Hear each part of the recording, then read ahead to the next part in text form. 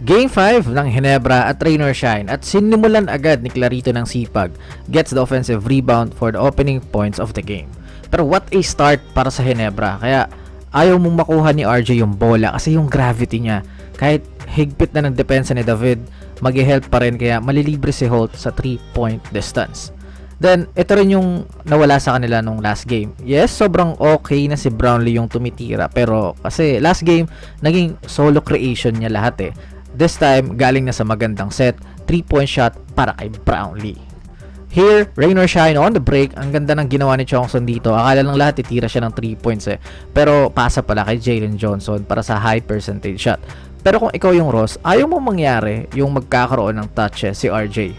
Maganda yung defense ni David pero ibang klase na talaga yung shooting niya today. In your face, 3-point shot. Naging comfortable na rin si Brownlee sa kanyang mga looks. Basic post move over Manaytay, 2 points. Tapos samahan mo pa ng 4-pointer and ayun yung gusto mo kay RJ pag hawak niya yung bola. He doesn't waste time to create.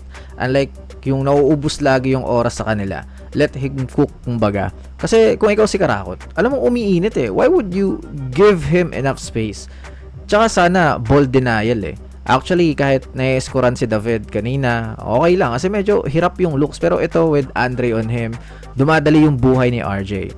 Dito, simple fake pass, wala. Iwan lahat, 2 points na naman para sa Ginebra.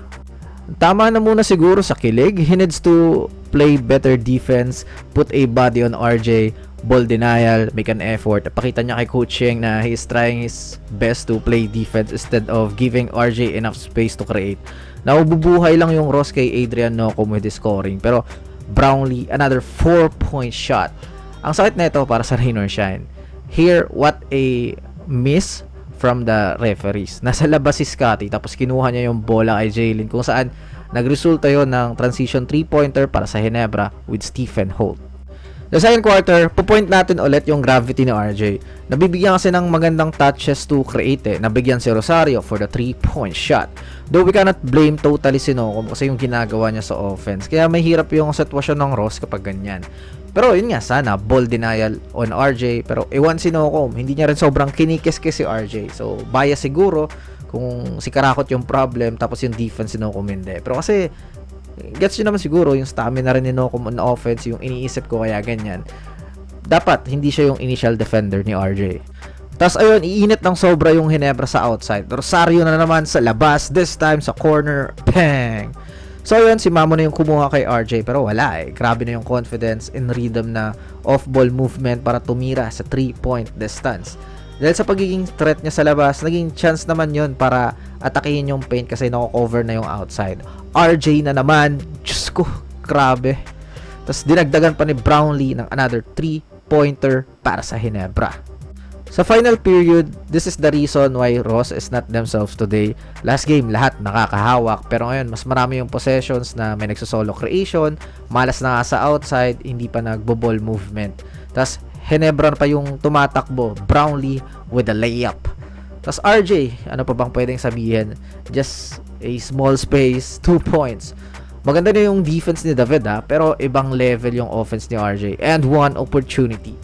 Tapos ito, hawak niya na naman. Crossover, kontra Mamuyak, 3-point shot, bang! What a move, what a game para kay RJ. Takeaways natin is, nung game 4, sabi natin sobrang naging Brownlee dependent yung Ginebra. Tapos wala man lang sets kay RJ. Tipong mahahawakan niya lang yung bola, hingi pa. Pero ngayon, lahat na-solve ng Ginebra. Brownlee, yung attempts niya came from good executions, good shot selections. Tapos yung touches ni RJ, nasabi na natin sa video, almost everything. And for Ross naman, nawala yung pag-push ng basketball, nawala yung team effort, malas sa labas, walang ball denial kay RJ. Lahat ng magandang ginawa nila from last game. So GG's, ang ganda talaga ng series na to.